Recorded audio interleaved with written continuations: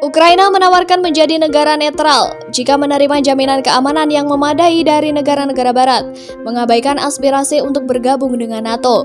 Akan tetapi, para analis menilai langkah-langkah itu akan membutuhkan amandemen konstitusi atau referendum, yang keduanya tidak dapat dilakukan di masa perang.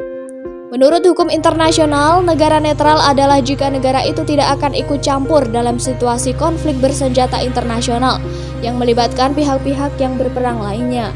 Negara netral tidak dapat membiarkan pihak yang berperang menggunakan wilayahnya sebagai basis operasi militer, memihak atau memasok peralatan militer. Presiden Ukraina Volodymyr Zelensky mengakui pada 15 Maret 2022 bahwa Ukraina tidak dapat bergabung dengan NATO.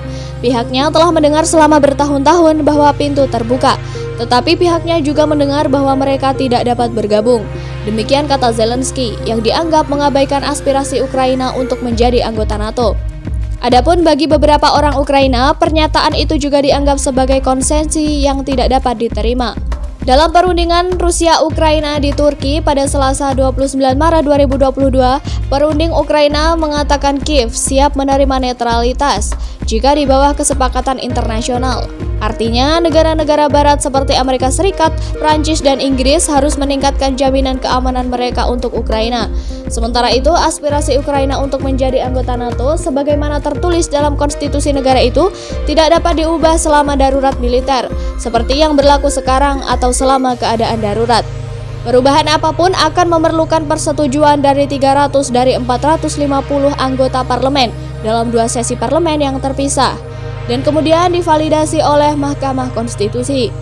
Guardian melaporkan survei terbaru yang dilakukan oleh perusahaan jajak pendapat rating awal bulan ini menunjukkan 44% warga Ukraina merasa negara mereka harus bergabung dengan NATO. Persentase itu turun 2 poin dari jajak pendapat yang dilakukan pada Februari sebelum invasi Rusia ke Ukraina dimulai. Sekitar 42% percaya Ukraina harus terus bekerja sama dengan NATO, tetapi tidak bergabung.